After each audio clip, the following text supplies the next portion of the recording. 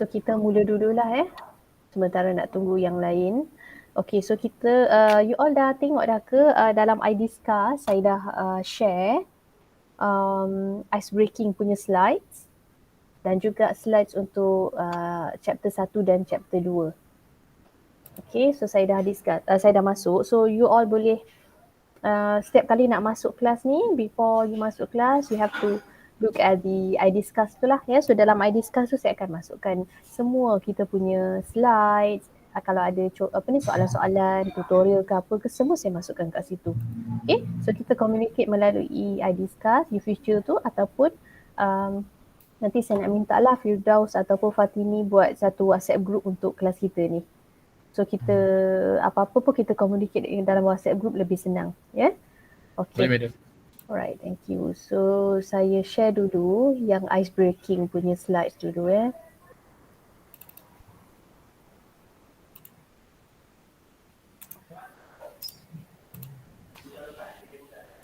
Okay.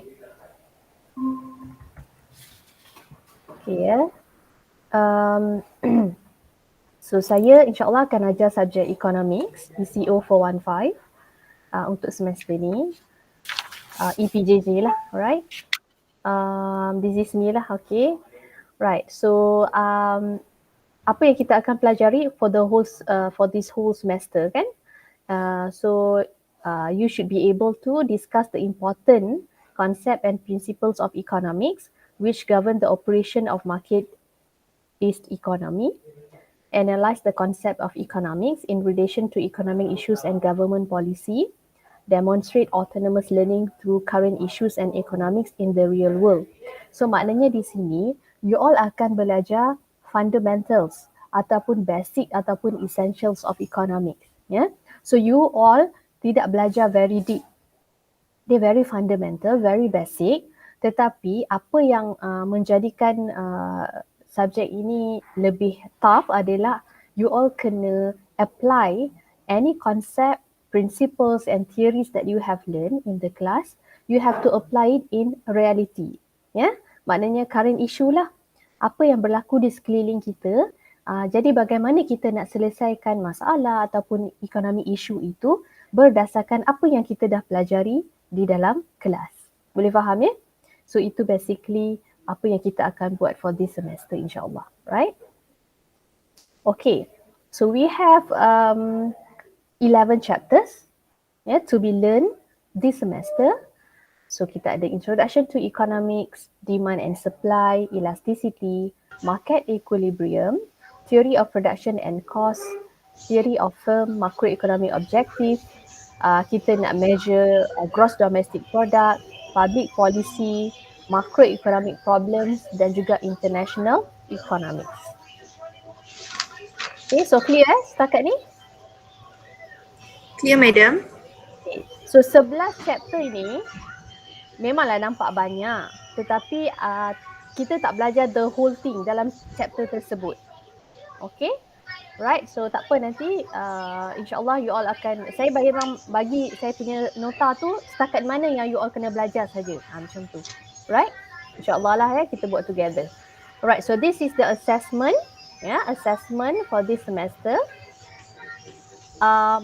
You all akan ada 2 individual assessment. So first individual assessment ni sama ada saya bagi assignment ataupun quiz. Beberapa quiz atau assignment, dan satu lagi ada case study. Okay, so case study tu maksudnya saya baca current issue and then artikel, kita dapat artikel daripada newspaper ke apa ke kan, and then you all kena jawab berdasarkan soalan berdasarkan case study tersebut. Itu adalah maksud case study lah. And then you gonna have one test, online test. Individual assessment sama macam ni tadilah, quiz dan case study, dan the last one is final test. Okay, untuk final test kita dah ada tentative date so you all lock the date 28 hari bulan 1 2022 pukul 3 hingga 4:30 petang. So you all dah kena mark the date lah dekat kalender supaya tak terlupa lah nanti, tapi saya akan remind you later juga, don't worry. Alright. And then methods of open learning, open distance learning macam kita ni lah, Google Meet. And then you all kena masuk UFuture. And then you have to tick the attendance. Jangan lupa ya, sebelum kita habis, bila you dah keluar, jangan lupa tick attendance. Okay? And then punctual. And then boleh bagi tahu saya kalau you all tak dapat nak hadir, boleh bagi tahu saya. Sebab saya record saya punya teaching teaching ni, online teaching ni saya record. So saya akan bagi you all juga nanti. Okay? Alright. Okay, so for the reference, reference you all sangat-sangat memerlukan textbook. Okay, sebab kita EPJJ saja. Jadi awak tahu masa yang kita ada tidak mencukupi kan? Tak sama macam full time student. Jadi buku ni sangat penting untuk you all belajar dengan lebih apa ni orang kata tu, lebih dia punya explanation tu lebih baik lah. Ya, lebih baik lagi. Okay, jadi kita gunakan buku ni, ya, Economics McConnell ni, ya. So saya akan bagi link. Ya, link ini bukan textbook yang biasa, dia e-book. Ya, so saya akan bagi link macam mana nak beli e-book ni, RM50 je tak silap saya. And then saya akan bagi juga bagaimana you all kena daftar. You all kena daftar untuk menggunakan e-book ni. Sebab nanti kita akan communicate juga menggunakan e-book. Quizzes, assignment, semua saya akan bagi melalui e-book ni. Okay, boleh faham tak? Nanti saya akan saya akan bagilah guideline macam mana you all nak daftar, apa semua ada. Nanti saya bagi dalam WhatsApp group ya. Nanti minta tolong buat WhatsApp group, jangan lupalah, right? Okay, kita guna e-book. And note saya akan bagi juga, jangan risau. Okay, so itu sajalah. Ya, itu saja untuk ice breaking. So far okay tak? So far okay, madam. Okay ya, tak ada masalah ya. Okay, so boleh tak kita start sekarang? Kita start chapter 1? Okay.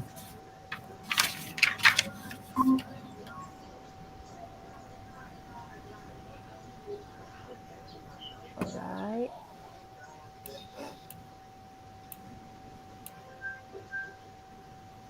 Okay. Okay, ada nampak tak?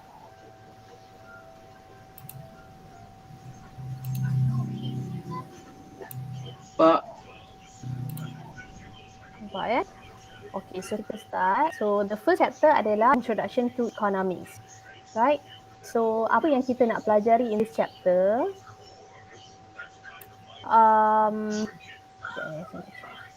Okay. So at the end of this chapter, you should be able to interpret the definition of economics and distinguish the scope of economics. So you all akan tahulah apa maksud ekonomi, bagaimana kita nak bezakan antara scope of economics ni lah, cabang ekonomi. And then describe 3 economic concept. Okay, ada 3 jenis konsep ekonomi, scarcity, choice and opportunity cost. And then discuss the production possibilities curve and discuss or describe the economic problem. So basically ini chapter 1. Okay. So what is economics? Economics is very important things ataupun aspects in human life. Kita sebenarnya selalu deal dengan ekonomi, tapi sometimes kita tidak realize that lah. So economy is very important. It's not only for us, for individual, but it's very important in the world lah, untuk seluruh dunia. Okay. Right, so apa itu sebenarnya ekonomi? Apa yang kita nak discuss tentang ekonomi? Ekonomi ni, okay, kita kena faham dululah the desire of human being is unlimited and will try as hard as possible to fulfill their demand to maximize satisfaction.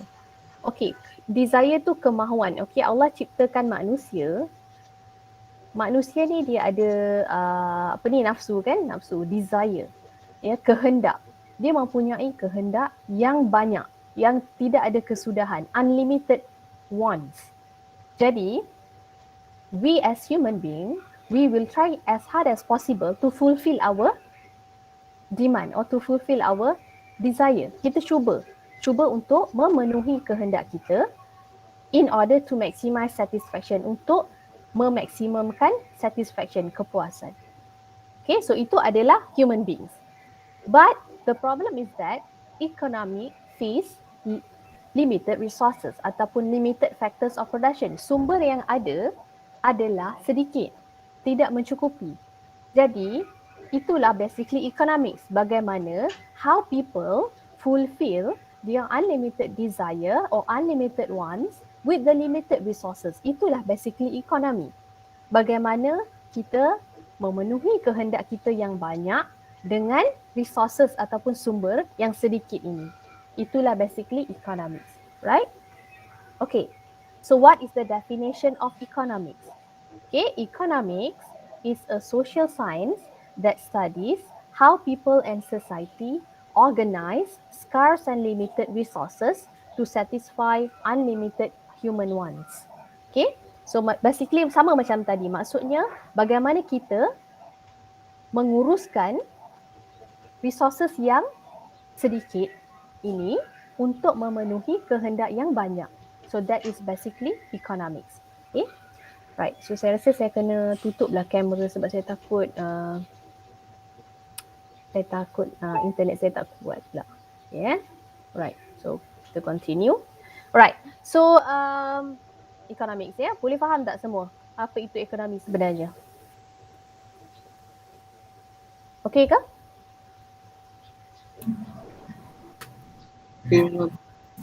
Okay, yeah? Okay. So kita nak tengok what are the resources? What are these resources lah? Ya, apa itu resources? Ya.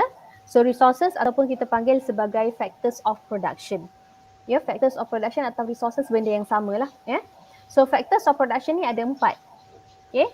Dia adalah input yang digunakan untuk menghasilkan barang dan perkhidmatan, used to produce goods and services.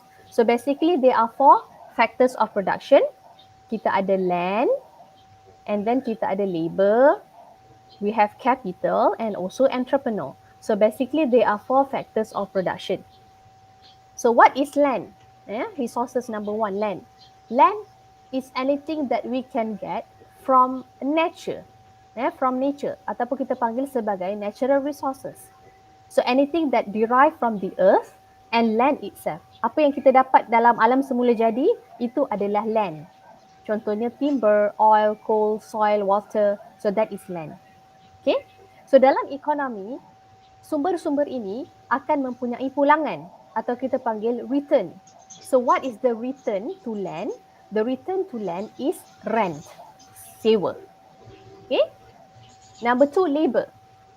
Siapa tu labor? Labor are workers defined as people who contributes their energy, mentally and physically to earn wages or salary.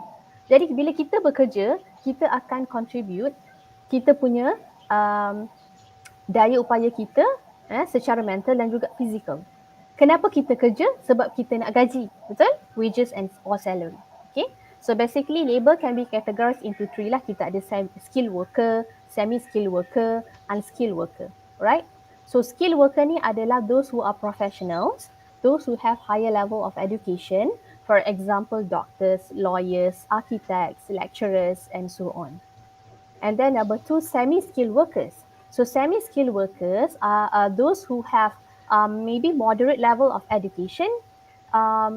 They are semi-professionals. For example, technicians, clerks, and so on.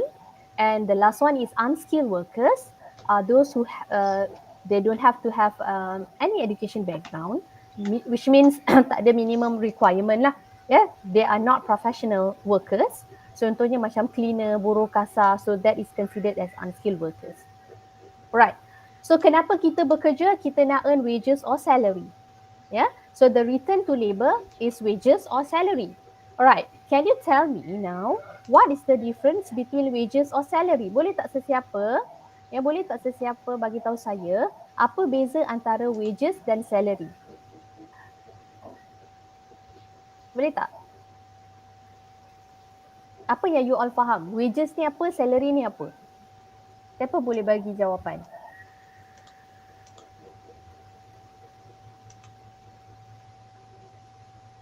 Anyone? Try je, tak ada masalah. Betul salah tak apa.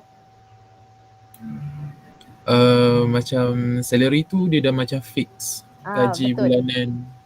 Alright, Wages good. tak fix. Okay, very good. So salary ni adalah gaji yang dibayar, the payment, the monthly payment. It's monthly payment and it is fixed. Yeah, which means those yang bekerja akan dibayar secara bulanan, fixed payment. But for wages, it is based on hours. If you work for 5 hours or 6 hours, you will be paid only for 6 hours. Ya, so kalau tak datang kerja satu hari, tak dapatlah upah tu satu hari. Kita panggil dia sebagai upah lah. Ya, boleh faham tak? Okay, so that is Okay, madam. labor lah. Alright, okay, good. Now we move to the third resources or third types of factors of production, which is capital. Capital ni, okay, macam land. Land ni siapa cipta? Land ni dicipta oleh Tuhan, Allah lah. And then labor, sumber yang dicipta oleh Allah, dicipta oleh God. Alright. And then number 3 ni capital. Capital ni adalah sumber yang dicipta oleh manusia. Yeah. So capital known as stock of goods created by the society to help them in the production of goods and services. Jadi capital ni adalah man-made goods used to produce other goods and services. Sumber ini dihasilkan oleh manusia untuk membantu memudahkan production process. Memudahkan untuk menghasilkan barang. Apa contoh capital? Macam mesin. Kita takkanlah kalau ada company besar tu takkan dia nak guna labor je semua, lambatlah untuk dia produce. Contohnya macam dia ada butik pakaian. Jadi takkan dia nak guna labor nak jahit tangan je baju. Ya, order banyak. So what they will do is that they will buy machine. They will use machinery, tools, equipment, and then even factory atau building tu pun dipanggil sebagai capital. So this machinery, tools, equipment, buildings and so on will increase the process of production itulah, ya. So itu adalah capital, right? So what is the return to capital? The return to capital is interest, right? And the last one is entrepreneur. So entrepreneur ni adalah usahawan, ya. So it refers to a person who has the ability of planning, organizing, directing and controlling. So entrepreneur is a person who organizes the other factors of production to produce goods and services. Maknanya usahawan ini dia gunakan resources yang ketiga-tiga tadi tu untuk menghasilkan barang dan perkhidmatan yang dia nak buat bisnes tu. Ya, maknanya dia gunakan land, labor, capital to produce goods and services. Contohnya lah, sekarang ni usahawan yang paling banyak ni tumbuh bagaikan apa orang kata tu, sangat-sangat banyak ni adalah bisnes kosmetik ataupun makanan kesihatan. Betul tak? Okay. So let's say lah kita kata usahawan ni dia nak produce makanan kesihatan. So what they will need to have is that number one, mestilah dia nak natural resources, land. Betul tak? Dia perlukan herba-herba, perlukan kan akar kayu ke apa ke untuk dia proses dia punya makanan kesihatan itu untuk menjadikan sumber itu. Yang kedua, dia perlukan labor, perlukan pekerja untuk bekerja di kilang dia, untuk jadi dia punya PA, setiausaha, and then untuk menguruskan account. So dia perlukan labor. And perlu tak capital? Perlulah. Ya, dia perlukan capital, machinery, dia perlukan buildings, factory untuk dia produce dia punya makanan kesihatan. So itulah bagaimana usahawan gunakan untuk menghasilkan barang dan perkhidmatan. Okay, so now what is the difference between entrepreneur and labor? So dia ada perbezaan. So seorang usahawan itu, entrepreneur will be entrepreneur, a person will be entrepreneur whenever they are able to take a risk. So bila dia risk taker, dia ni tidak takut dengan risiko, untung atau rugi, dan dia akan jadi entrepreneur lah. Tetapi kalau labor ni dia takut untuk mengambil risiko. Kita panggil sebagai risk averse. Bila dia takut dengan risiko, dia tak nak takut kalau rugi dan sebagainya, dan dia akan jadi labor. Jadi dia akan dapat gajilah setiap bulan. Yeah? So entrepreneur ni, those who are risk taker, right? Okay, so what is the return to entrepreneur? The return to entrepreneur is profit. Okay, so basically there are 4 factors of production: land, labor, capital and entrepreneur, right? So these resources ataupun factors of production are limited. Land, labor, capital, entrepreneur ni semua limited. And society will try to use them efficiently to produce goods and services which later satisfy unlimited wants. Yeah? So resources ini limited, jadi kita akan gunakan resources ini secara efisien untuk menghasilkan barang dan perkhidmatan yang akan memenuhi kehendak kita nanti. Okay? So that is basically economics lah, right? Okay, kemudian kita lihat pula kepada unlimited wants. So unlimited wants ada dua lah. Sama ada kita mengkehendaki goods ataupun services. Kita demand goods ataupun services. So goods ni apa? Goods ni something which is tangible. You can see, you can touch. Ya, contohnya buku, kereta, computers, that is goods. Tapi services ni non-tangible, which means you cannot see and you cannot touch, but you can only enjoy or own the benefit of the services. Contohnya macam education. Awak sekarang ni tengah belajar, it is education, tapi awak tak adalah nampak benda tu dan awak tak adalah boleh bawa balik ataupun pegang education. But you can only gain the benefit of education. Same goes to transportation and etc. Okay? Boleh ya?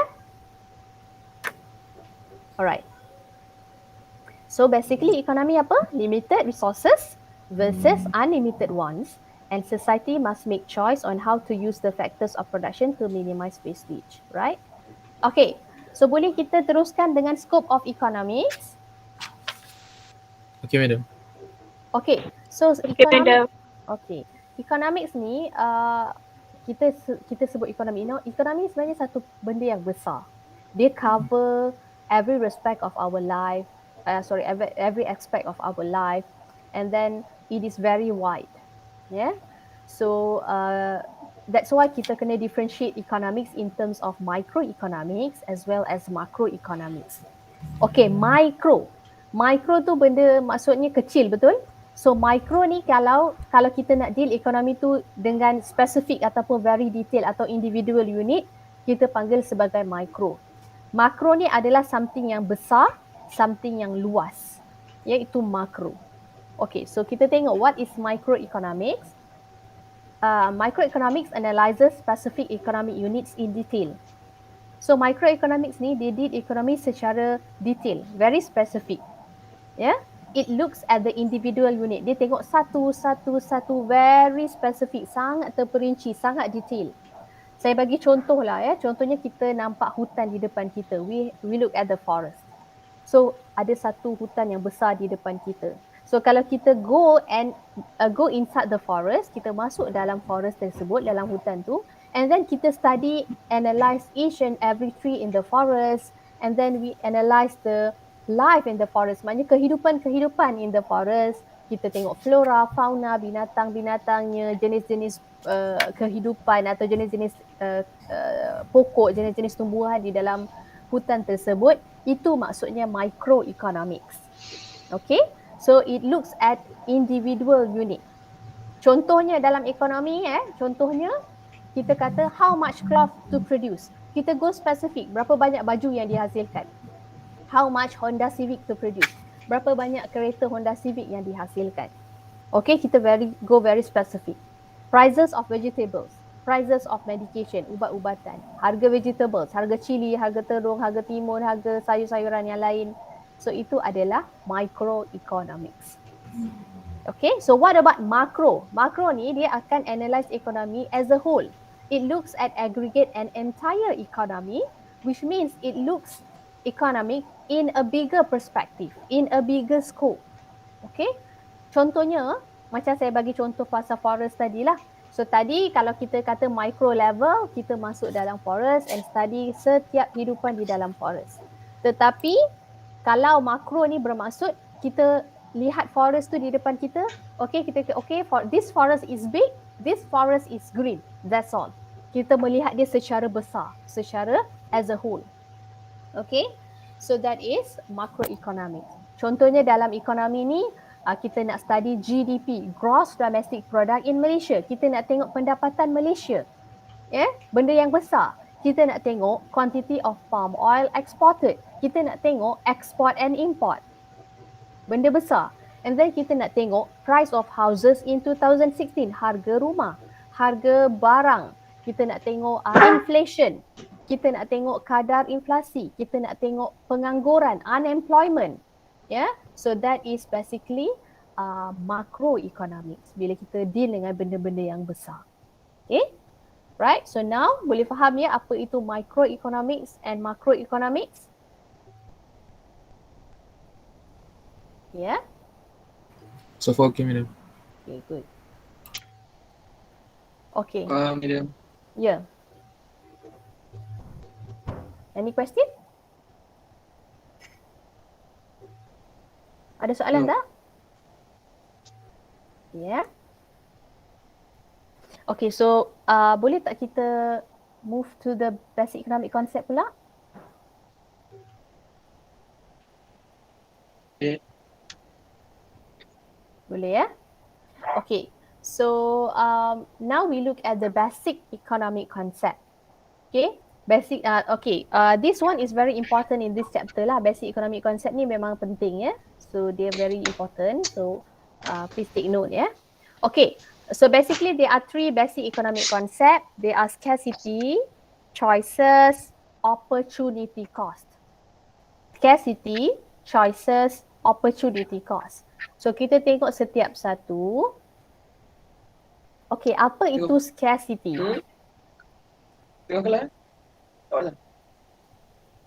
Okay, scarcity bermaksud kekurangan. Ya, kekurangan. Right, so the unlimited wants of human cannot be fulfilled because of the limited factors of production. So kekurangan ni terjadi disebabkan apa? So scarcity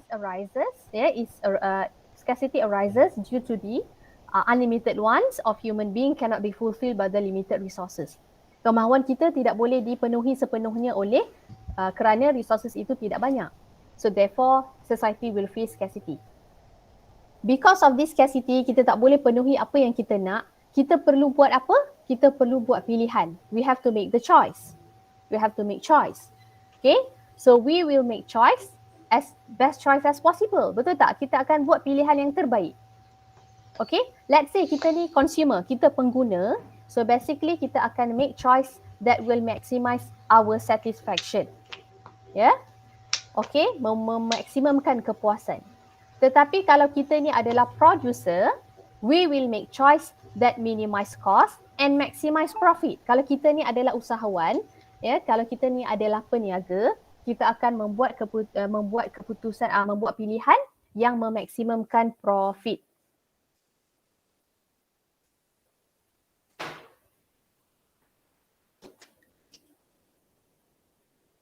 Okay, and then kalau kita ni adalah government, okay, kalau kita ni adalah government, then kita akan make choice that will maximize welfare. Ya, kebaikan untuk rakyat lah. Okay. So setelah kita buat pilihan, after we make the choice, then kita akan menghadapi atau kita akan involve dalam opportunity cost lah. Okay. Apa itu opportunity cost? It is cost lepas. Ya, cost lepas bermaksud the second best choice that we sacrifice. Pilihan kedua terbaik yang kita terpaksa lepaskan. Okay? Bila kita ada pilihan, kita pilih satu, dan pilihan yang lain yang kita sacrifice atau lepaskan itu adalah the opportunity cost. Okay, let's say saya bagi contoh lah. Saya bagi contoh. Let's say you are very hungry. So awak lapar. Let's say awak ada RM2 je dengan you all. Okay, so you all go to the stall to buy your breakfast.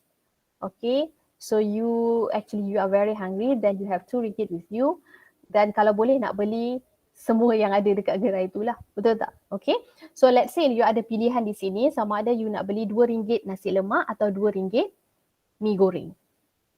Okay, so because you are very hungry, kalau boleh you nak beli, you would like to purchase both nasi lemak and mi goreng together.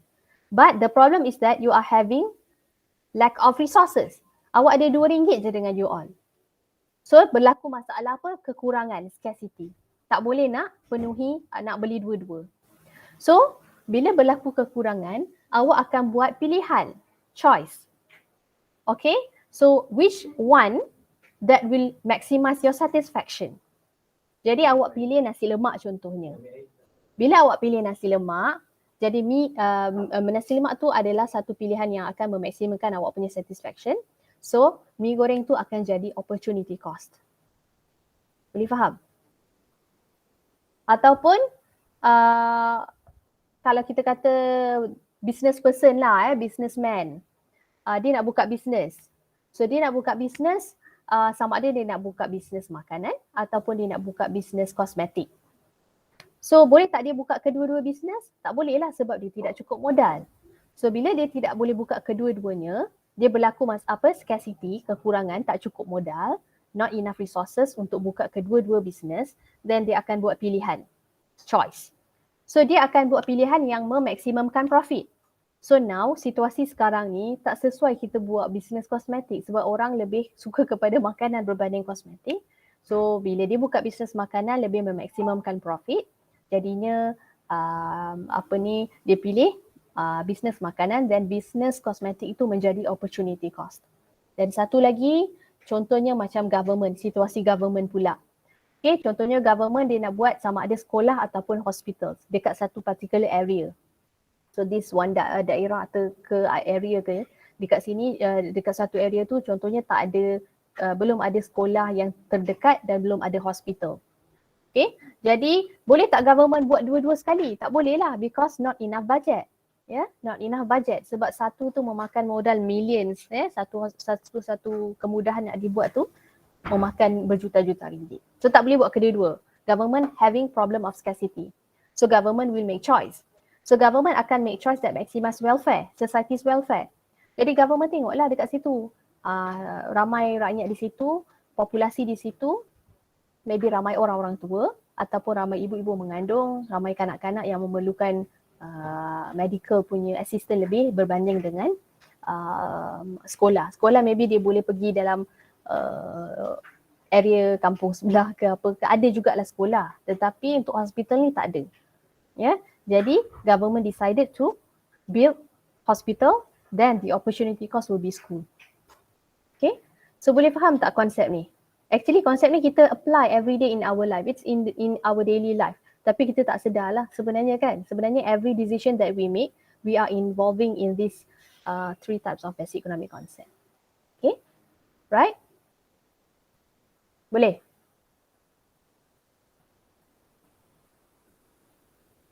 Can we continue? Okay, madam. Okay. Okay, madam.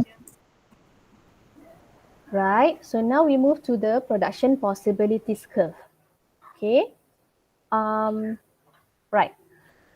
Basic economic concept tadi tu, scarcity, choice and opportunity cost itu, kita boleh explain menggunakan production possibilities curve, PPC. Okay, so apa itu PPC?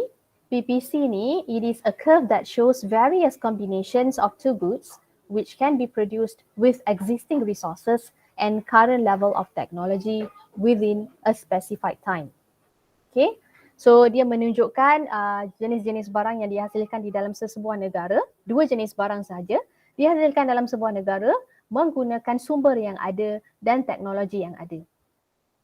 Okay, so before we go further, kita kena tahu assumptions. So what are the assumptions of PPC? So kita assume hanya dua barang saja yang dihasilkan di dalam negara tersebut. Only two goods are produced in a nation. And then there is fixed level of technology. Teknologi adalah fixed and limited factors of production. Resources tu adalah fixed dan limited, and full level of employment bermaksud resources itu digunakan secara efisien. Semua resources digunakan sepenuhnya. So basically you have to remember, you have to memorize these assumptions. Only two goods produced in a nation. Kenapa dua jenis barang saja dihasilkan di dalam negara? Kita assume sahaja. Bukan kita kata memang exactly setiap negara produce dua barang. Tidak. So it's for understanding purposes. Kalau kita nak masuk semua barang dalam negara dihasilkan, macam mana kita nak faham this concept, kan?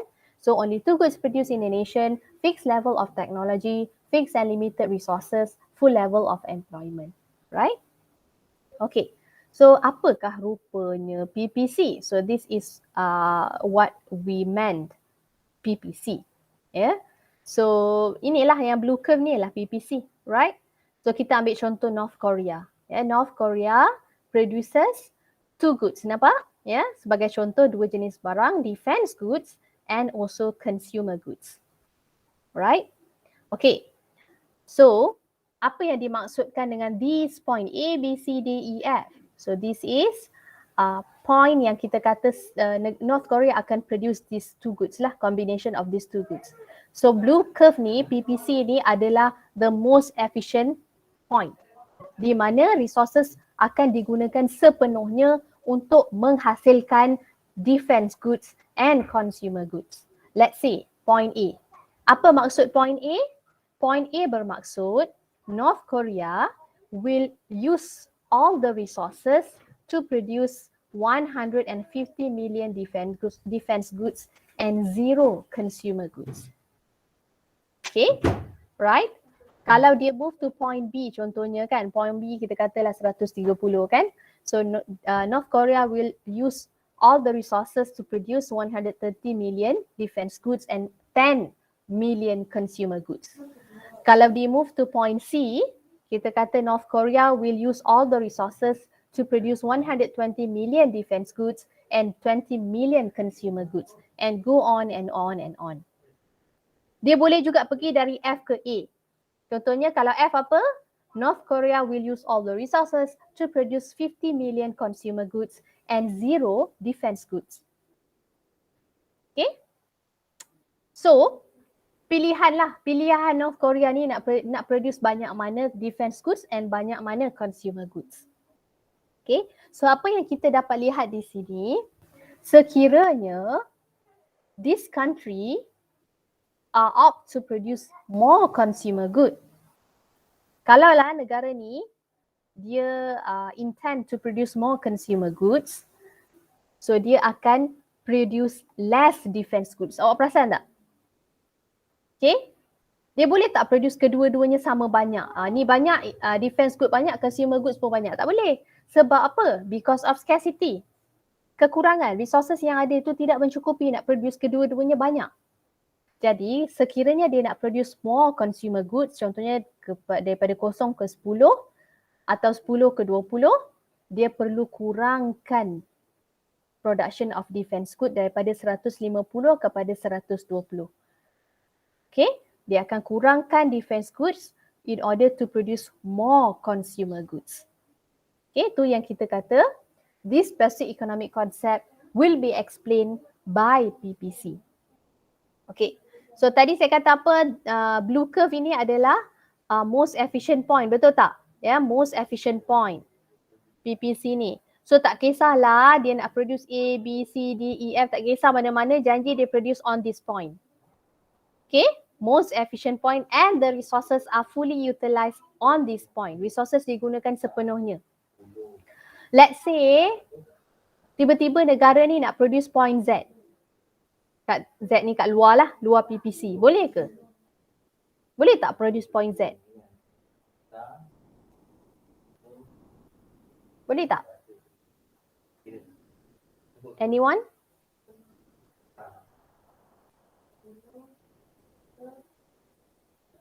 What do you think? Boleh tak? Boleh. Point Z.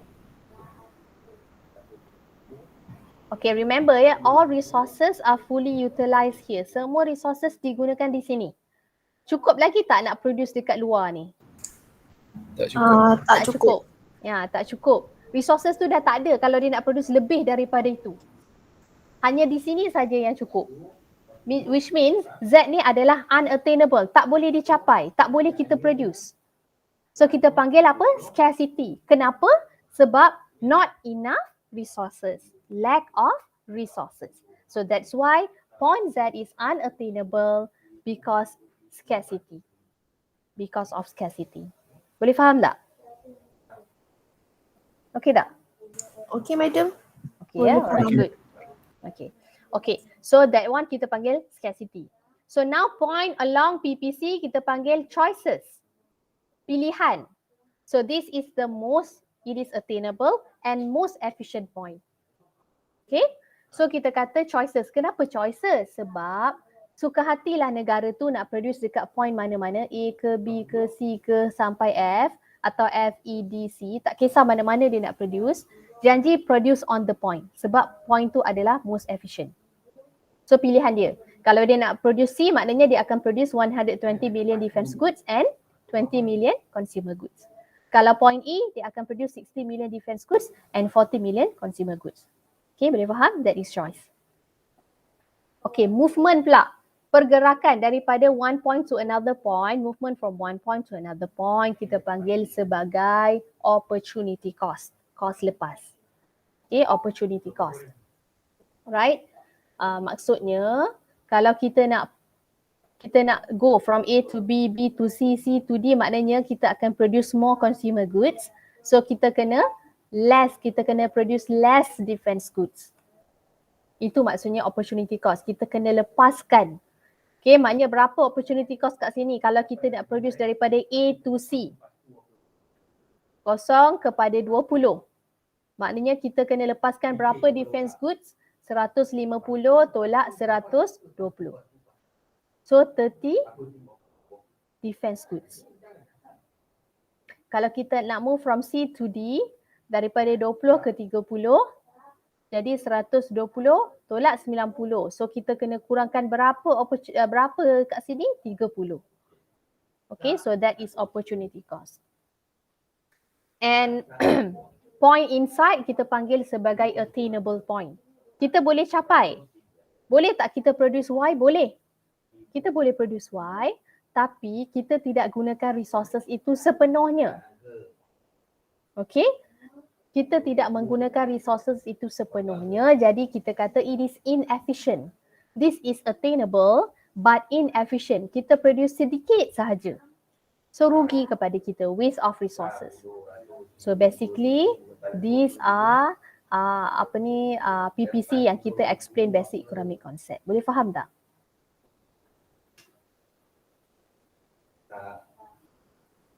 Okay, boleh kita teruskan? So far okay, madam. Okay. Right. So you all tak payah kira, tapi saya nak bagi you all faham, jadi saya akan tunjuk apa itu opportunity cost dalam bentuk calculation.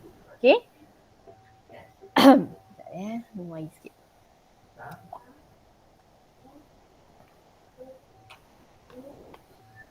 Okay, so let's say negara ini menghasilkan dua jenis barang, television dan juga radio.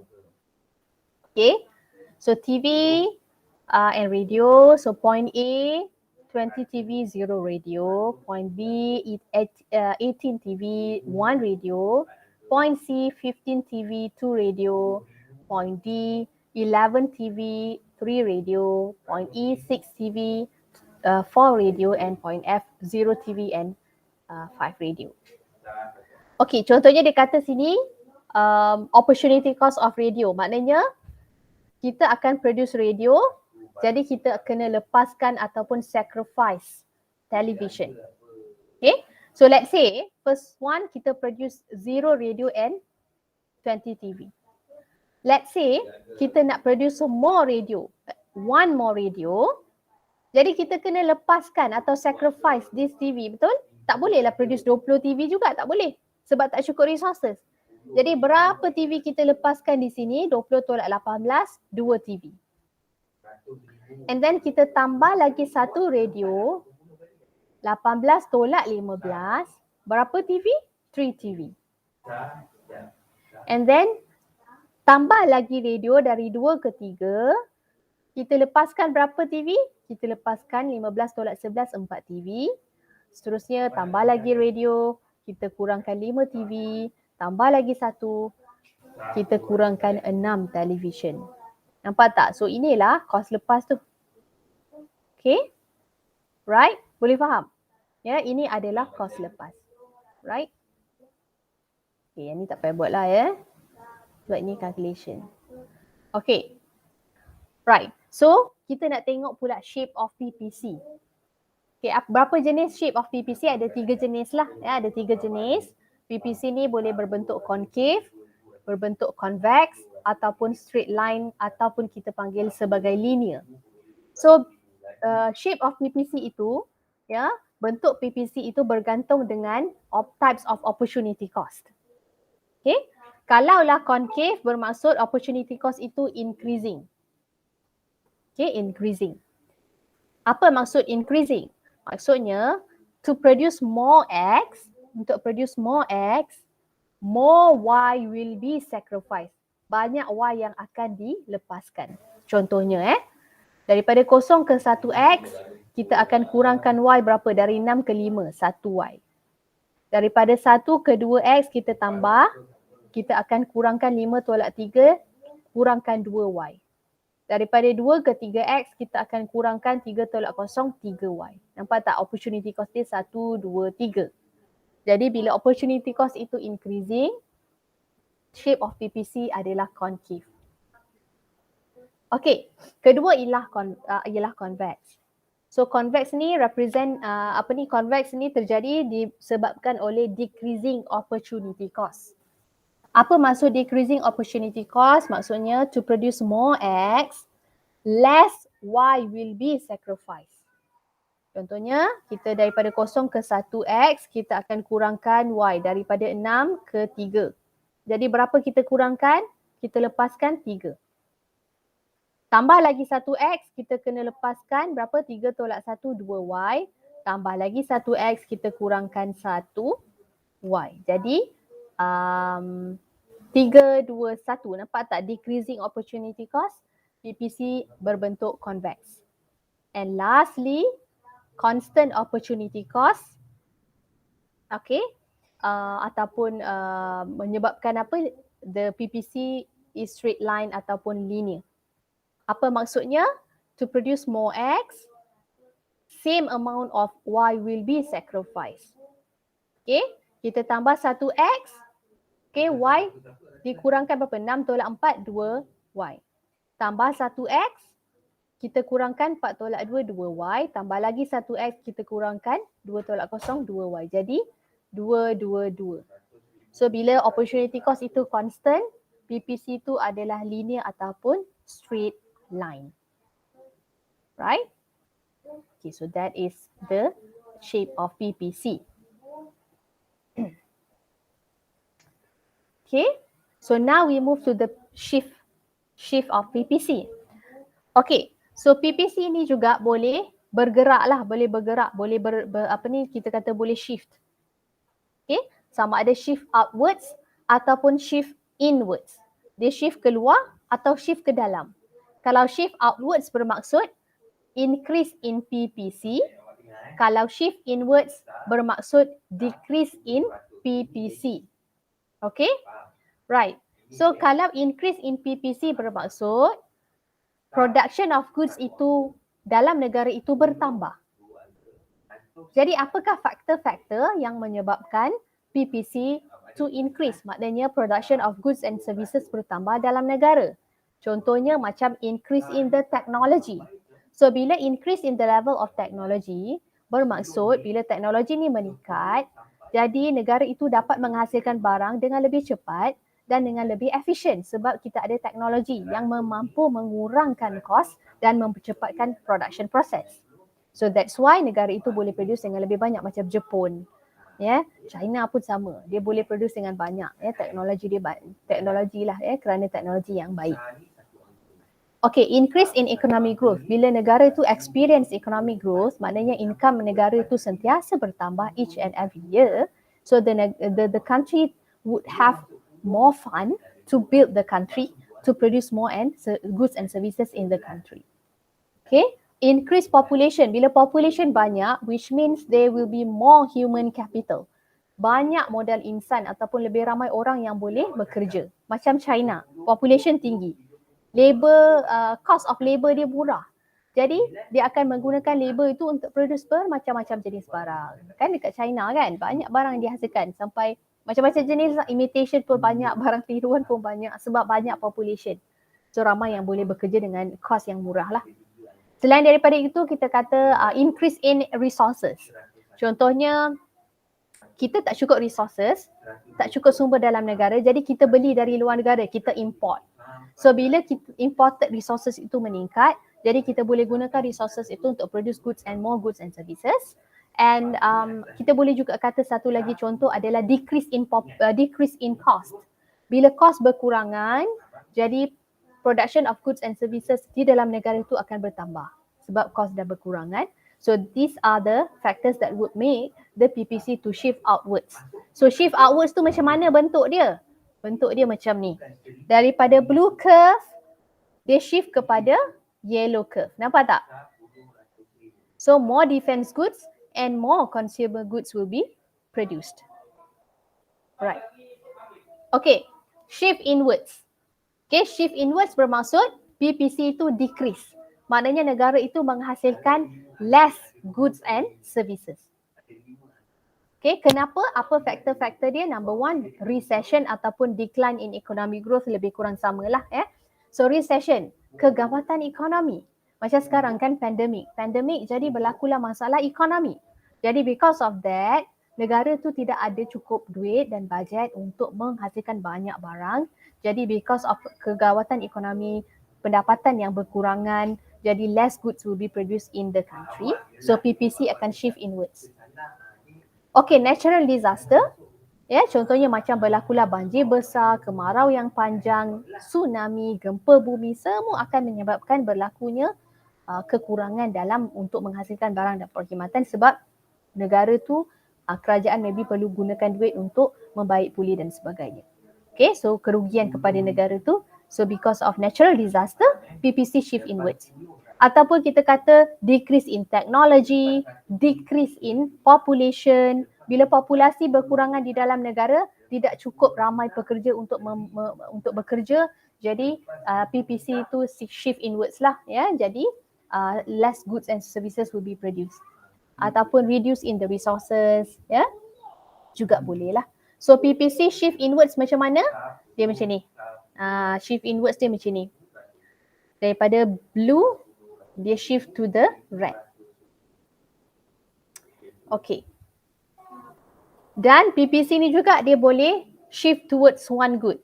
Salah satulah dia sama ada daripada blue curve ni, dia shift outwards kepada defense goods sahaja. Maknanya di sini teknologi increase untuk defense goods sahaja, tapi consumer goods tak berlaku shift. Tak ada improvement in technology. Ataupun daripada blue curve ni dia go to the red curve. Shift outward kepada consumer goods sahaja. Tapi untuk defense goods tidak berubah. Maybe sebab teknologi saja meningkat untuk consumer goods. Okay. So dia boleh shift sama ada both parallel. Kita panggil ni sebagai parallel shift. Atau yang ini sebagai shift salah satu. Okay. So this is basically production possibilities curve, basic economic concept. Okay? Boleh? Right? Sorry Puan. Ya. Nak tanya tentang PPC. Aha. So PPC ni fokus on economy sector or products? Dia fokus kepada produk apa jenis barang yang akan dihasilkan di dalam negara tersebut. So maknanya kita kena compare every product lah, daripada elektronik. Yes, boleh. More to details like to macam microeconomic. Yeah, this is micro. Kita belajar microeconomic. Which means kita nak tengok negara itu dia mampu tak performing well ataupun dia akan dia actually declining. Inilah basically PPC. So kalau negara tu performing well, bermaksud PPC dia meningkat. Dia boleh produce banyak barang, dia boleh produce banyak perkhidmatan. Okay, dia more kepada barang lah kan. Macam dekat Japan, banyak barang elektronik dihasilkan, banyak barang apa dihasilkan, macam China. Kalau negara itu semakin is not performing well, jadi negara itu akan menghasilkan kurang barang. Okay, so kita analyse based on the PPC itulah. Okay, boleh tak? Okay, clear. Yeah, alright. So we move to the last part for this chapter. Okay. basic economic problems. Okay, so basically dia bukan 4 lah sebenarnya, dia ada 3 sahaja. Okay, saya tukar sini 3. Okay, so basically there are 3 basic economic problems. What to produce and how much to produce. How to produce, for whom to produce. Okay? Okay, what to produce and how much to produce. Okay, what to produce. Okay, benda ni adalah economic problem ni biasanya memang kita akan sentiasa deal with lah, right? Lagi-lagi kalau those who involved in the business activities, right? So kita kena decide apa jenis barang yang kita akan hasilkan di dalam negara. Okay, so what type of product will be produced. So the decision made will be based on the amount of resources that we have, that are available. Okay, jadi kita tahu resources are limited, then kita pilih apa jenis barang yang kita nak hasilkan. So kita kena gunakan resources itu sepenuhnya dan secara efisien untuk produce barang yang kita hasilkan lah. Contohnya kita nak produce radio ke, TV ke, how much to produce lah, berapa banyak kuantiti yang kita nak hasilkan. So what types of good to be produced and what are the quantity, berapa banyak barang yang kita nak hasilkan. Okay, depends on resources itu juga. So satu depends on demand, berapa banyak orang nak demand, dan resources yang limited itu. So we will try to use the resources efficiently to produce the goods that we have choose. Okay, and then how to produce, bagaimana cara kita nak hasilkan. So it refers to the technique of methods of production. So it involve, kita tahu the resources are limited and we know the technology that we have. Jadi kita kena decide apa jenis barang, apa jenis cara kita nak hasilkan. Okay, so kita boleh guna lebih banyak labor atau kita nak guna lebih banyak capital. Kalau kita guna lebih banyak labor bermaksud we actually using labor intensive. Maknanya lebih banyak labor berbanding dengan pekerja, atau kita nak guna lebih banyak mesin, kita panggil sebagai capital intensive, lebih banyak mesin daripada labor. Okay, so biasanya kita nak guna methods of technique of production ini, kita akan guna the cheapest method. Cheapest method maknanya kita kena reduce ataupun minimize the cost in order to maximize profit. Okay, so kita pilih methods yang paling meminimumkan cost. And the last one, for whom to produce. Untuk siapa kita hasilkan, kita refer to the group of people live in the area. Okay, kalau kita punya market itu meluas satu Malaysia, so kita tahulah bagaimana harga yang kita nak letakkan untuk barang kita itu. Okay, jenis barang tu sama ada kita nak produce barang yang berkualiti ataupun kita nak produce barang yang semi quality kan, biasa-biasa sahaja. Contohnya lah kita nak buka kedai furniture. Okay, let's say kita nak buka kedai furniture, kalaulah kedai itu terletak dekat area Kedah tapi merebuk, area kawasan perkampungan. Boleh tak kita jual furniture yang mahal, yang high quality? Tak boleh lah. So kita tahu market kita orang-orang yang pendapatan maybe middle ataupun lower income group. So bila kita tengok income group people di situ biasa sahaja, then kita tak boleh jual furniture yang mahal ataupun yang berkualiti tinggi. Tapi kalau kita kedai furniture tu kita nak buka dekat Sungai Petani, kawasan bandar, so kita boleh buka lah, kita boleh offer harga yang lebih tinggi dan furniture yang berkualiti. Sebab income group of people in Sungai Petani would be higher, high income group. Okay?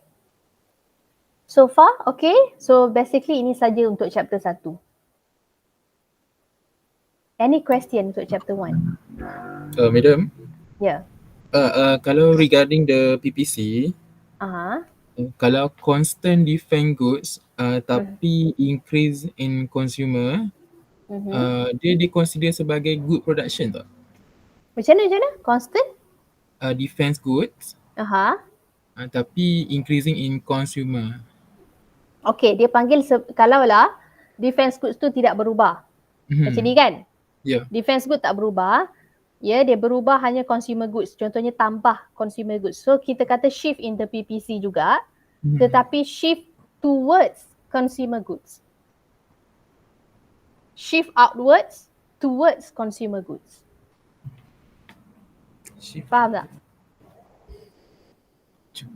Shift outward in consumer goods. In consumer goods ataupun towards consumer goods. Okay. Okay? Tapi adakah pattern ni consider sebagai good production? Yeah, goods production lah. Okay. Okay. Lagi? Puan, Ya. apa employment tu, macam mana kita relate dengan ekonomi? Unemployment. Ya. Pengangguran. Ya. Okay. Macam di barat, dia ada allowance untuk unemployment. So, boleh juga survive dalam okay, unemployment tu dia more kepada macro level. Okay, so macro level pengangguran kan. So unemployment tu dia berlaku because of kegawatan, because of recession. That's why berlakulah unemployment. Okay, bermaksud negara tu is not good kan. Is actually the country is having economic problems or recession, so berlakulah unemployment. That's why lah tak boleh nak hasilkan barang dengan banyak. So selain ekonomi ni dia sebenarnya dia actually dia apa kita panggil tu, dia bergantung antara satu sama lain. Dia bersangkutan kita panggil tu, macam ni dia apa berhubung kait from one to another. So dia memang okay, because of recession berlakulah unemployment. Because of unemployment the country cannot produce more goods and services, so the country will actually having severe economic problems. So kita panggil recession. So at one point negara akan kembali recovery. So during recovery macam sekarang ni mungkin macam kita boleh kata sekarang ni pandemic kan. So pandemic. So bila berlakunya pandemic berlakulah kegawatan. So bila kegawatan berlakulah unemployment. So bila berlaku unemployment sekarang ni bila kita nak move towards endemic, so recovery process is actually happening. So after recovery process everyone gets job, everyone can work and they have their money, so they will become peak pula. Peak level. So negara tu akan menjadi pesat. So this cycle will carry on and on and on sampailah kiamat lah orang panggil tu, kiamat. Macam tu. Boleh faham tak? Okay, Puan. Okay. Okay, any other question? Oh, itulah Cik Yusof Cik Yusof dia dah dia meluas dah tu. Dia lebih meluas lah unemployment tu. Okay. So very good lah. Thank you. Okay, lagi? Ada apa-apa soalan lagi? Kalau tak ada, saya nak bagi awak rest kejap boleh? Sebab saya takut banyak sangat yang input yang awak dapat dan tak boleh nak ingat kan. Okay, so kita berapa lama awak nak rehat? 10. Oh, 10. Okay. 10 minutes ya. So 10 minutes and we will write back. And we will be moving to chapter 2. Alright? Okay. Thank you. Okay, Thank you. welcome.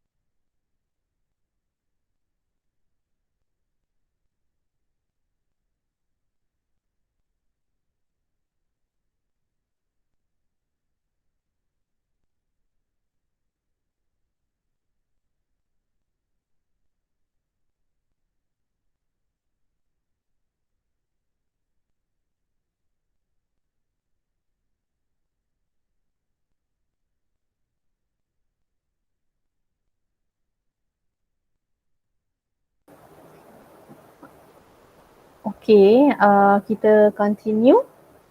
Boleh ya? Okay, madam, boleh. Boleh.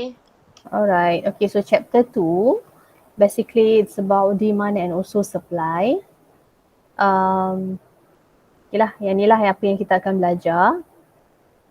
Okay, definition, law of demand, individual market demand, change in quantity demanded, change in demand, determinants of demand.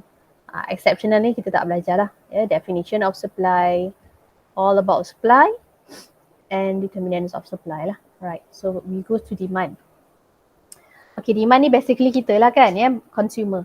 So demand is defined as a consumer's ability and willingness to buy goods and services in a given period of time at a particular price, ceteris paribus. Apa maksud ceteris paribus? Maksudnya other things remain constant. Okay, so demand ni adalah our ability or our willingness to purchase or buy goods and services dengan harga tertentu. Okay, kemahuan kita, kehendak kita untuk membeli barang dan perkhidmatan dengan harga yang tertentu itu dipanggil sebagai demand. Okay, right. So demand ni dia ada dia punya hukum lah atau kita panggil law of demand. Okay, so law of demand states that when price of good increases, quantity demanded will decrease and vice versa. Macam kita lah. So bila harga barang itu, bila mahal kita beli, kita maybe tak belilah. Kita akan beli apabila harga barang itu menurun ataupun murah. Okay, so people will buy more goods if the goods are cheaper and people will buy less good if the price is expensive. So here kita nampak sini bila price reduce, quantity increase. Bila price increase, quantity reduce. So that is basically law of demand. Inverse or negative relationship between price and quantity demanded. Harga dan quantity demanded ini dia inverse ataupun negatively related. Kalau satu harga naik, quantity turun. Kalau harga turun, quantity naik. Okay, so nak faham dengan lebih lagi, kita tengok this schedule lah. And also the demand curve. Okay, so look at this demand schedule. Okay, so here is the price and this is quantity. So let's say the price is 9 ringgit, quantity is 2 units. When price reduced to 8.50, quantity increased to 4 units. Price reduced to 8 ringgit, quantity increased to 6 units and so on. Maknanya di sini bila harga reduce, quantity increase. Bila harga increase, quantity pula reduce lah. Contohnya bila 7 ringgit increase to 7.50, quantity reduce from 10 to 8 units. So that's why kita lihat demand curve di kat sini lah. So the demand curve is downward sloping to indicate the negative or inverse relationship between price and quantity demanded. So when price reduce, quantity increase. Contohnya kalau macam ni lah kan, so 8 ringgit 4 units, 6 ringgit 6 unit, 4 ringgit 8 units. So here represent price and here represent quantity. So sebab tu dia downward sloping sebab bila harga turun, quantity meningkat. Bila harga meningkat, quantity akan menurun. Okay. Now we look at individual and market demand. So what is individual demand? Individual demand refers to the demand of goods and services by a consumer or single individual. So kalau seorang saja yang demand, kita panggil sebagai individual demand. Okay. Tapi what is market demand? Kalau demand itu refers to a group of consumer. So bila group of consumer demand the good, so kita panggil sebagai market demand. Okay, so this is the example. Contohnya, this is the price of good X. We have individual A, B and C for to demand or to to demand this good X lah. So for example, $1 or 1 ringgit, individual A demand 10 units, B demand 9 and C demand 20. For 2 ringgit, individual A demand 8, B demand 7, C demand 18. So ini kita panggil sebagai individual demand. Tapi kalau market demand, kita tambah secara melintang. So 1 ringgit, kita tambah 10, tambah 9, tambah 20, jadilah 39 unit. So this is market demand. Untuk $2 ringgit, 8 plus 7 plus 18, so 33 unit as the market demand. Okay, boleh faham ya market demand dengan individual demand? Right, so now we are going to look at the difference between change in quantity demanded and change in demand. Dia sounds similar tapi dia actually dia different. Okay, so change in quantity demanded happens it actually happens along the same demand curve. Maknanya demand curve tu ada satu saja. So bila there is movement along the same demand curve, itu dipanggil sebagai change in quantity demanded. Change in quantity demanded. Ya, movement sama ada downward ataupun upward. So change in quantity demanded berlaku because of what? It happened due to the change of the price of the same good. And other factors remain constant. Contohnya harga pen. Kalau harga pen meningkat, kita kata when the price of pen increases, the quantity demanded of the pen will decrease. Nampak tak? When price of pen increases, quantity demanded of the pen will decrease. Ataupun when the price of handphone decreases, or when the price of smartphone decreases, the quantity demanded of the smartphone increase. Nampak tak quantity demanded? Bila harga barang tu sendiri berubah, quantity kita panggil sebagai change in quantity demanded. Okay? Right, upward movement maksudnya apa? Upward movement ke atas lah. Maknanya price increase, quantity decrease. So upward movement tu kita panggil sebagai contraction. Kenapa contraction? Sebab quantity menurun. Okay, downward movement. Okay, downward movement ni macam ni, ke bawah, kita panggil sebagai expansion. Kenapa expansion? Sebab when price increases, quantity demanded decreases. When price decreases, quantity demanded increases. So bila price reduce, quantity akan meningkat. So kita panggil sebagai expansion.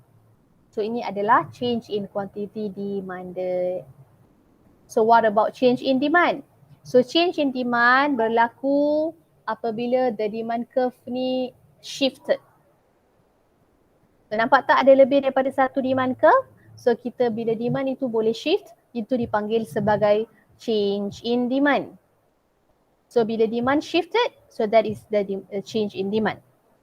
Okay, apa yang menyebabkan demand ini boleh berubah, boleh shift? It is due to the change in other factors influencing demand, but price of the same good remain constant. Harga barang itu sendiri constant, tidak berubah. Apa yang berubah di sini? Yang berubah adalah faktor-faktor lain. So apabila berubah disebabkan oleh faktor lain, kita kata the demand can shift or change in demand. Increase in demand maksudnya apa? The demand curve shift to the right from D0 to D1. Decrease in demand bermaksud demand curve shift to the left from D1 to D0. Okay? Right, so kita nak tengok ni lah, change in demand ni lah. Kita nak tengok apa faktor ni, other factor. So this other factor ni dipanggil sebagai determinants of demand. Determinants of demand. So basically inilah determinants of demand. So nanti dalam textbook awak baca kalau ada faktor-faktor yang lain, don't worry. Dia boleh jadi apa saja faktor. Ini faktor yang biasa. Dia ada juga other factor yang kita boleh masukkan yang relevan dengan situasi lah. So don't worry lah kalau awak jumpa dalam textbook, lain pula faktor dia. Boleh jadi juga, tak ada masalah. Okay, so determinants of demand ni yang akan menyebabkan demand curve shift to the right or left. So kita ada price of related goods ataupun price of other goods and services, taste and preference, income level, seasonal factor, size and structure of population, expectation, advertisement. Okay, so kita tengok setiap satu. So this is price of other goods ataupun change in the price of related goods. Ini bukan harga barang itu sendiri, ini harga barang lain. So untuk price of related goods, there are two types of goods, substitute goods, complementary goods. So apa itu substitute goods? Substitute goods refers to the goods that can be substituted to one another. Barang dia punya barang dia ada sama sifat, nature yang sama. Contohnya tea and coffee. It has the same purpose of use. Tea and coffee. Kalau tak ada tea, kita replace dengan coffee. Boleh saja. Betul tak? Okay. So the price of one good and the demand of the other good are positively related. For example, if the price of tea increases, kita maybe tak belilah tea. Kita find the replace of tea which is coffee. So when price of tea increases, the demand for coffee will increase.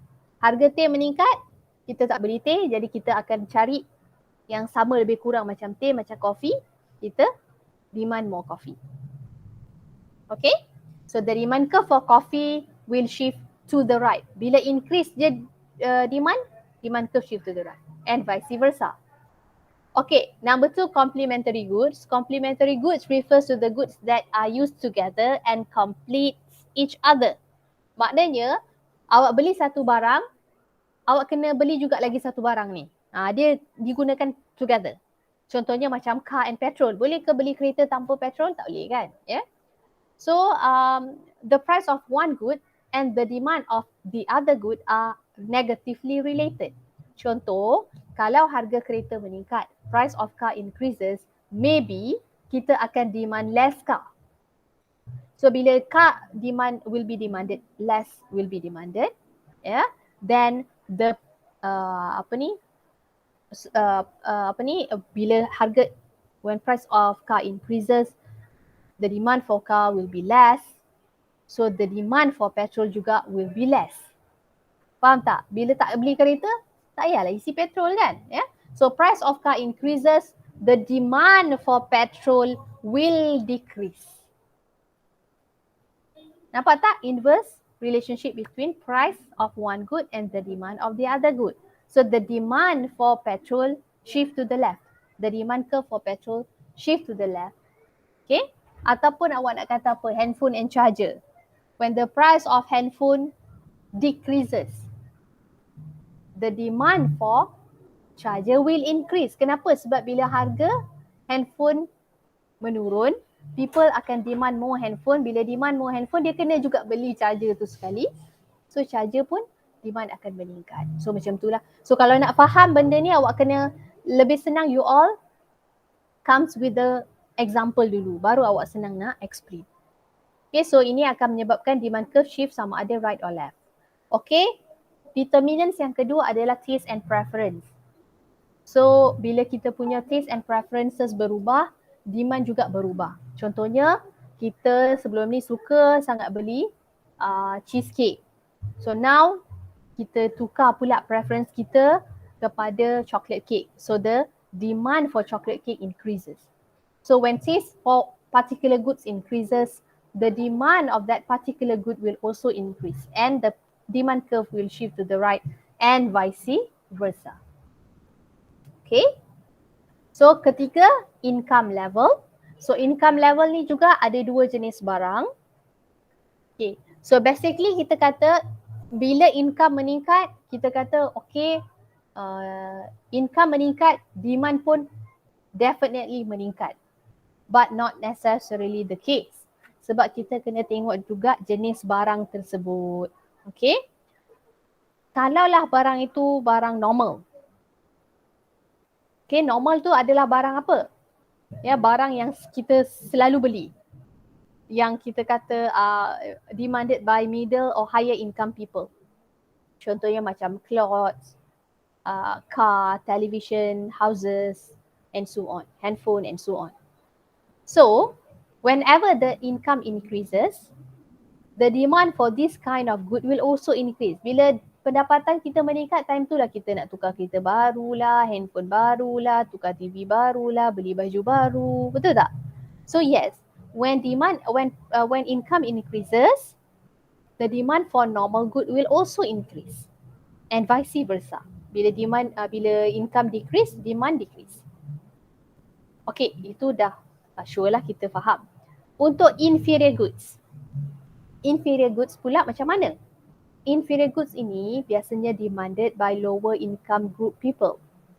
Ataupun kita kata barang yang kita nak faham senang, kita katalah kualiti yang agak rendah lah. Ya, contohnya macam harga apa ni kita kata broken rice, beras hancur lebih murah, low quality rice, second hand shirt, kereta second hand ataupun baju yang kita second hand kita beli. So itu dipanggil sebagai inferior goods. Instead of kita beli fresh fish, kita beli salted fish, ikan masin lebih murah. So whenever income of these poor people increases, bila pendapatan orang miskin ini meningkat, adakah dia akan beli kualiti rendah, beras kualiti rendah? Sebenarnya tidaklah. Bila pendapatan dia dah meningkat, dia akan demand barang normal, lebih banyak. Dia takkanlah beli beras yang murah, dia belilah beras yang agak mahal kan, yang normal rice tu. Jadi bila pendapatan meningkat, demand untuk inferior goods menurun. So when income increases, demand for inferior goods will decrease. Yeah, so instead of beli ikan masin, now dia akan belilah ikan yang segar. Yeah, so whenever income increases, the demand for inferior goods will reduce and vice versa. So the demand curve akan shift lah, either right or left. Okay, seterusnya festival. Yeah, during festive season, seasonal factor. Seasonal factor during certain season, the demand of goods might be high or might be low. Contohnya during hari raya, demand untuk traditional Malay cookies increases, kan? Tapi lepas hari raya, the demand for cookies will reduce. Sama juga during winter, dekat negara luar lah foreign countries, kalau during musim sejuk tu, demand untuk baju sejuk tu meningkat. So lepas tu musim panas takkan demand baju sejuk meningkat juga kan? So demand dia menurun. Okay, so that is seasonal factor. And then population. So of course bila population meningkat, demand pun meningkat, betul. Sebab bila ramai orang, ramailah dia orang akan demand barang. Yeah. We also look at the structure, not only size. So kita tengok pula structure of population. Ada negara yang mempunyai ramai orang tua berbanding orang muda.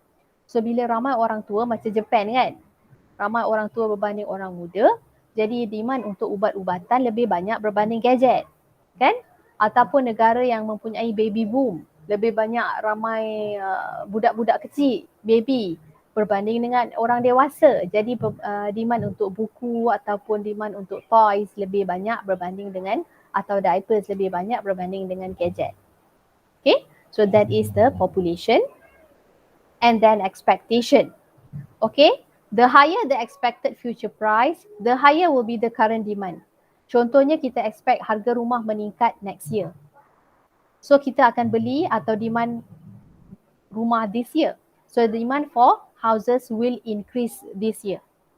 Kalau kita expect harga kereta, contohnya harga kereta decrease next year, so kita akan beli less kereta this year. So demand for car will be less this year. Okay, and the last one is advertisement, iklan. So usually advertisement actually create awareness. Kenapa orang sanggup bayar banyak untuk advertisement? Sebab dia tahu bila dia advertise dia punya barang, demand akan meningkat. Orang akan ramai membeli. Dulu famous kita advertise dalam TV kan? Sebab TV dulu kita tak ada gadget. Kita tengok TV je. So advertisement melalui television. Now advertisement melalui YouTube, melalui media apa ni kita kata tu social media, Instagram, melalui even sekarang kalau kita nak buka Microsoft kan, nak buka Word, nak buka Excel dalam handphone kita pun iklan dulu kan. Iklan dulu. Jadi advertisement ni memainkan peranan untuk create awareness and demand. So whenever advertisement increases, the demand will also increase and vice versa. So ini adalah all the factors ataupun determinants yang akan change demand ataupun shift the demand curve yang ni. Okay, so you have to remember, kalau boleh ingat factor-factor ni. Right? Boleh faham tak? Okay madam, boleh faham. Okay, ya, nanti baca balik. Ataupun kalau tak boleh nak ni, tengok balik video nanti. Okay, so we move to the supply.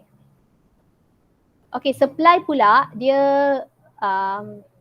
bukan consumer lah. Supply adalah dia producer side. Producer side, ya. Yeah? It is the ability and willingness to sell or produce particular goods and services at specific price, at particular price. Okay, so siapa? Producer lah, producer yang akan jual dan menghasilkan barang. So ability and willingness of producer to sell goods and services. Okay, law of supply. Apa law of supply?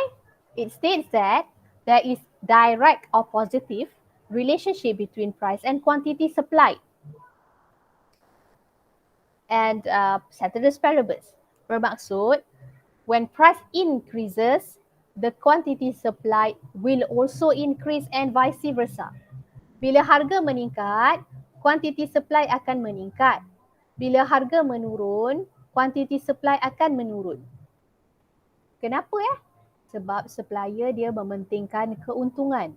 So bila harga itu meningkat, untuk lebih untung, dia akan jual lebih banyak. Bila harga menurun, dia takut rugi, dia akan jual sedikit. So that's why when price increases, quantity supply increase and vice versa. So there is positive relationship between price and quantity supply. Okay, so ingat ya, dia law of demand dengan law of supply dia berbeza. Dia berbeza. Okay, so the supply schedule, contoh dekat sini, when price at RM9, quantity is 10 units. When price reduced to 850, quantity reduced to 8 units. When price reduced to RM8, quantity reduced to 6 units and so on.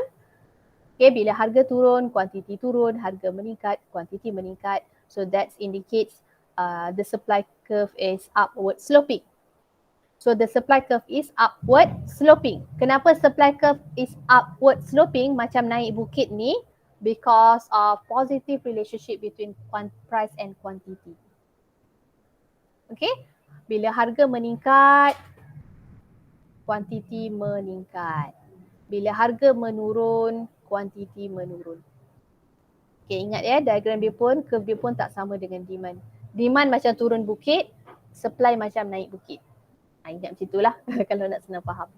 Okay, so individual and market supply sama juga macam demand. Individual supply is a supply of a single producer. Kalau satu producer saja supply barang, kita panggil sebagai individual supply. Kalau market supply, it is supply of a group of producer. Kalau ramai-ramai producer yang supply barang tersebut, itu dipanggil sebagai market supply. So I give you example. Okay, so at RM1, kita kata producer A supply 2 unit, producer B supply 0, producer C supply 12. Bila jadi market supply, apabila kita tambah ketiga-tiga ni, at RM1, 2 plus 0 plus 12 jadi 14, that is market supply. At RM2, producer A supply 4, B supply 3, C supply 14, tambah ketiga-tiga dapat 21, that is market supply. Right? Okay, we move to the difference between change in quantity supplied and change in supply. Explanation ni sama macam demand tadi. Sama je. So change in quantity supplied bermaksud movement along the same supply curve and it is caused by the change of the price of the same good. When the price of pen increases, the quantity supplied of the pen increase. Okay, bila harga barang itu sendiri yang berubah. And then kita tengok sini, kalau upward movement bermaksud apa? Upward movement bermaksud price increase, quantity supply increase. Maksudnya apa? Expansion. Downward movement maksudnya price decrease, quantity supply decrease. Kita panggil sebagai contraction. Bila quantity reduce dia contraction. Bila quantity increase, expansion. Okay, what about change in supply? Change in supply represent shift in the supply curve.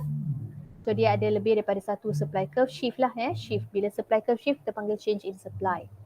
So dia berlaku because of other factors and the price of the same good remain unchanged. So increase in supply, supply curve shift to the right. Decrease in supply, supply curve shift to the left. Okay. Right. So apa itu other factors? Other factors is the determinants of supply. Yeah, determinants of supply. Okay, price of factors of production, price of related goods, technology, number of seller, government policy, expectation. So inilah faktor-faktor yang akan menyebabkan supply curve shift. Okay, kita kata change in the factors of production.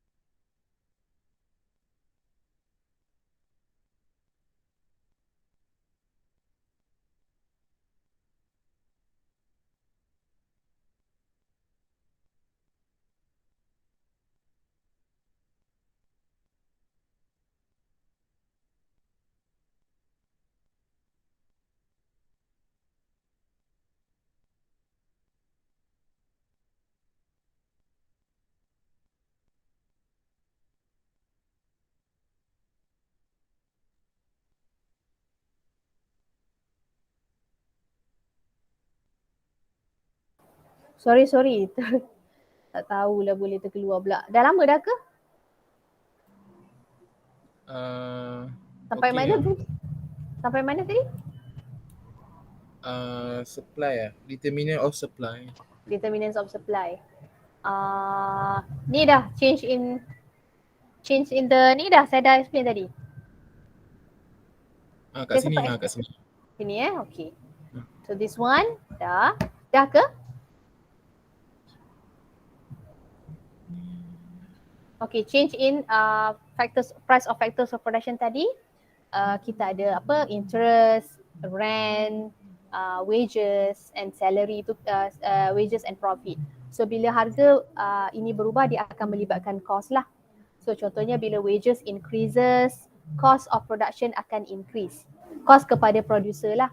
So bila bila wages ni meningkat, bermaksud cost meningkat, ya, producer ni terpaksa bayar gaji yang lebih, jadi supply akan menurun. Dia akan kurangkan supply. So supply curve will shift to the left and vice versa.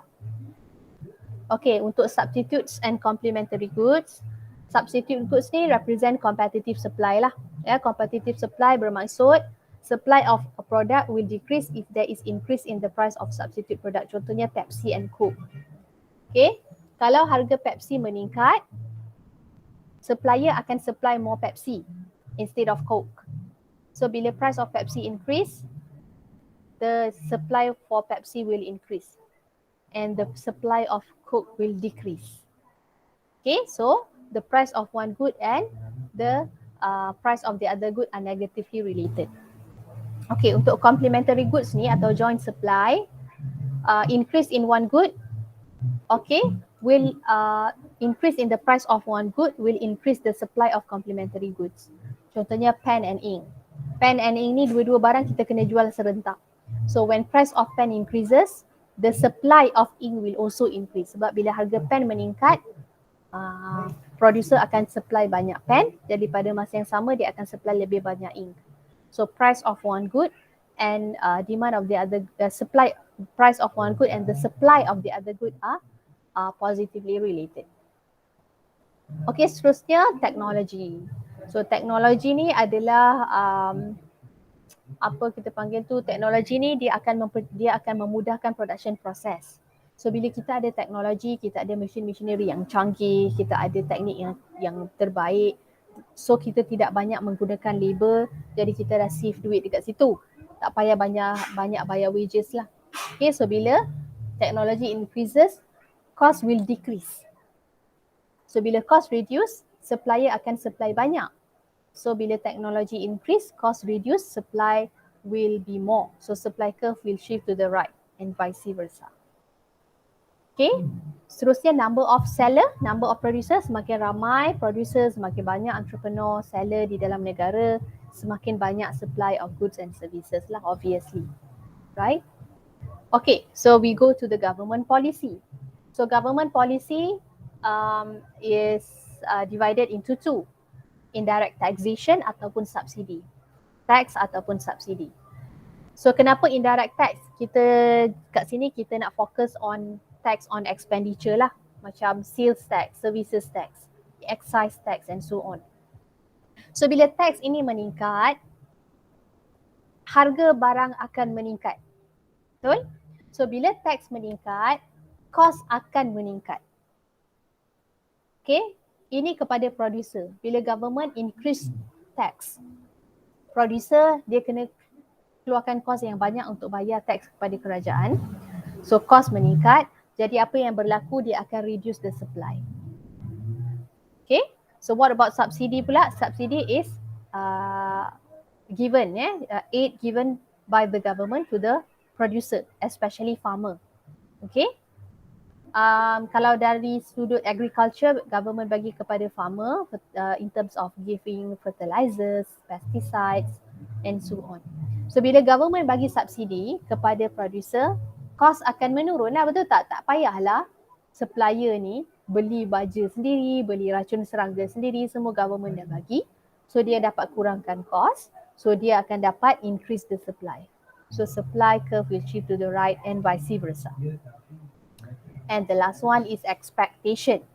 So the higher the expected future price, the smaller the current supply. So contohnya, kalaulah harga rumah is expected to increase next year, so supplier akan kurang produce rumah this year. Dia kurang supply rumah this year sebab dia nak untung next year, dia harga lebih mahal. Ataupun kalau dia expect harga kereta akan menurun next year, dia akan jual lebih banyak kereta this year. Sebab dia expect harga kereta akan turun next year, dia akan kurang profit next year, so dia jual banyak this year. So macam tu. Right?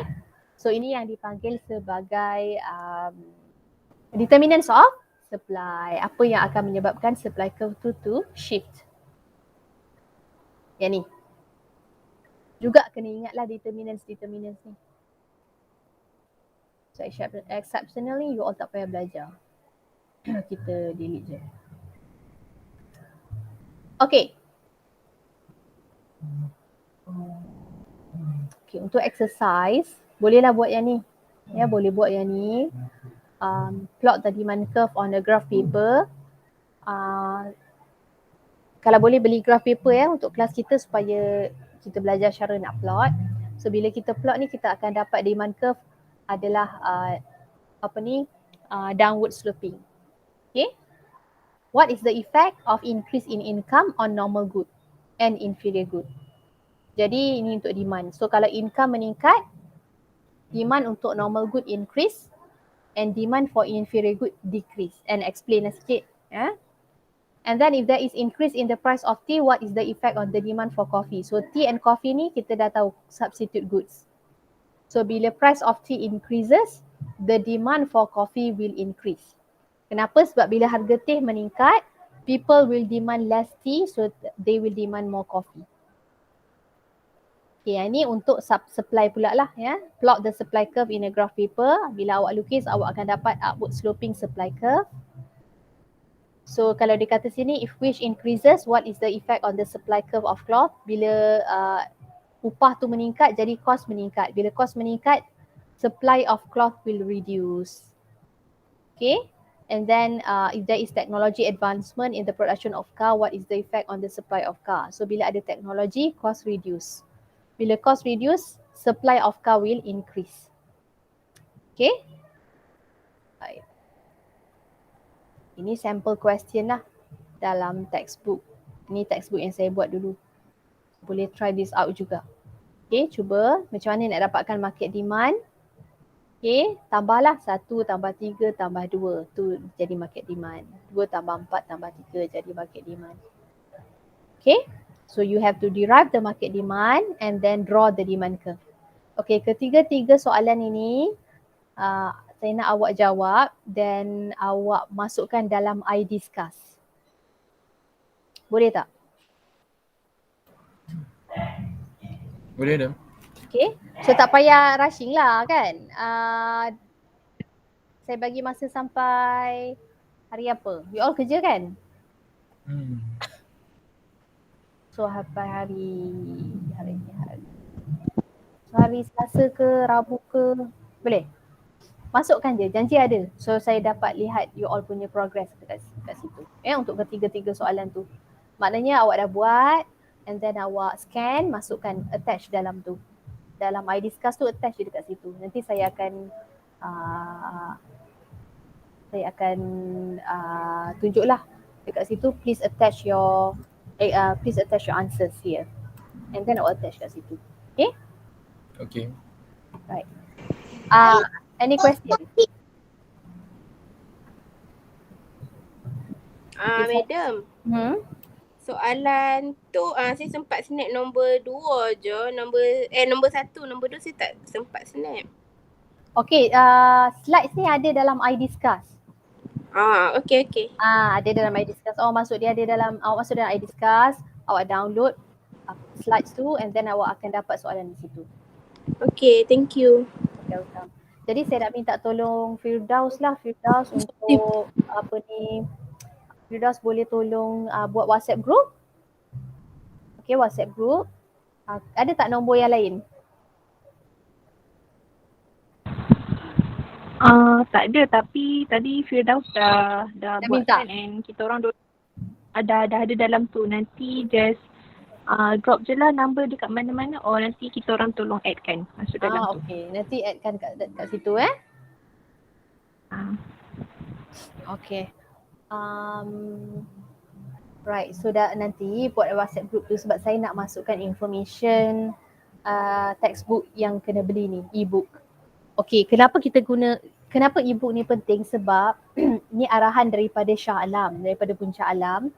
Kita wajib menggunakan e-book ni sebab nanti quizzes, assignment, even final exam, soalan dia link you all kena jawab daripada e-book tu. Faham tak? Dia dah macam lain sikit. Dia tak sama macam subjek lain. So dia agak e-book ni agak critical lah kan. Agak critical untuk maksudnya it's very important lah untuk kita guna. So saya akan share the guidelines macam mana nak beli the textbook and macam mana nak daftarkan you all you all kena daftar sendirilah untuk guna pakai this e-book dan link kepada assignments, quizzes and also final exam. Okay. Clear untuk e-book tu? Clear je. Dia.